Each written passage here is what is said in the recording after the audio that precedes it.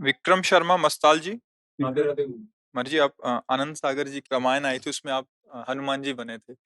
जो पहले एक लक्ष्मण जी आए थे, उन्हीं के साथ हनुमान जी बने थे। मर जी, आपका प्रश्न है कि गुरुदेव, जीवन का उद्देश्य क्या है और कैसे पूरा होगा? गुरुदेव। हनुमान जी महाभागवत, ज्ञानिनाम अग्रगण्यम, जितेंद्रियाम, बुद्धिमान वरिष्ठम, अतुलित बलधामम। हम उन्हीं के उपदेश आपको सुना रहे हैं। अगर थोड़ा भी जिस रोल में उतरे हो उसको असली रोल में उतर जाओ तो बात बन जाएगी।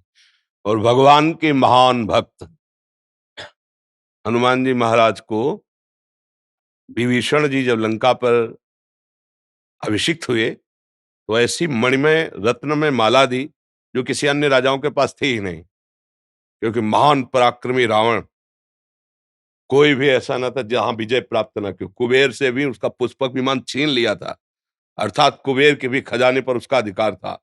देवराज इंद्र को उसका पुत्र मेघनाथ बंदी बना के ऐसे लाया था जैसे साधारण आदमी को कोई बलिष्ठ पुरुष लाता है, देवराज इंद्र को। तो वो ऐसी कीमती थी कि मतलब अद्वितीय थी। भगवान श्री राम जी के हाथ में दी, राम जी ने जानकी जी को दी, जानकी जी ने हनुमंत लाल को दी। हनुमंत लाल ने ऐसे देखा और वज्र दंता है वो, उनके दांत जो है वज्र के समान। रत्न को फोड़ा, फिर देखा, फिर से। तो विभीषण जी को लगा कि इतना कीमती माला और ऐसे, तो मुस्कुराहट आ गई। तो हनुमान जी ज्ञानी नाम अग्रगण्यम, उनका मुस्कुराए क्यों विभीषण जी? तो उनका हनुमंत लाल आपने इतना कीमती माला,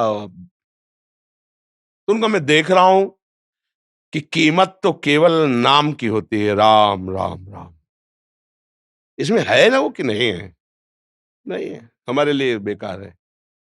तो उनका जिसमें राम नहीं उसकी कीमत नहीं, बिल्कुल नहीं। तो इतना विशाल का शरीर आप धारण किए हो, क्या इसमें राम नाम है? फाड़ के दिखा दिया। सिया राम जी विराजमान, रोम रोम से निकल रहा है राम राम राम राम। यत्र यत्र रघुनाथ कीर्तनम, तत्र तत्र कृतमस्त कांजिलम, वाष्पवार परिपूर्ण लोचनम, मारुति नमत राक्षसांतकम। राक्षसों का अंत करने वाले मारुति से हनुमान जी महाराज रोम रोम से सिया राम सिया राम सिया राम, हृदय में सिया राम। जीवन का लक्ष्य है सिया राम की प्राप्ति हो जाना, सिया राम का भजन करना। समझ रहे हो ना? आज जीवन का लक्ष्य है ना, ये संसार का कोई पद रहेगा, ना कोई वस्तु रहेगी, और ना ये तुम्हारा शरीर रहेगा। ये छूटेगा। कब छूटेगा इसका कोई समय किसी को ज्ञान नहीं है, वो केवल विधान विधाता को ज्ञान है। तो हमको सावधान रहकर इसके छीनने के पहले दूसरा हमें तैयार कर लेना चाहिए।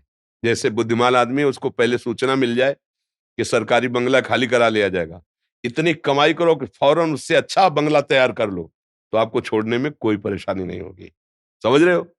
तो ये शरीर है पांच भौतिक, और भजन करके ऐसे ही भगवत देह को प्राप्त करो। जैसे गीध ने सेवा धर्म के द्वारा भगवान की प्राप्ति कर ली, जानकी जी की रक्षा के लिए उसने अपने प्राणों की आहुति दे दी।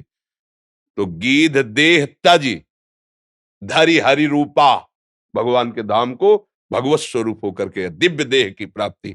तो पार्थिव देह की सार्थकता है कि हम अब आगे जन्म न हो, दिव्य देह प्राप्त करके भगवान की सेवा में पहुंचे।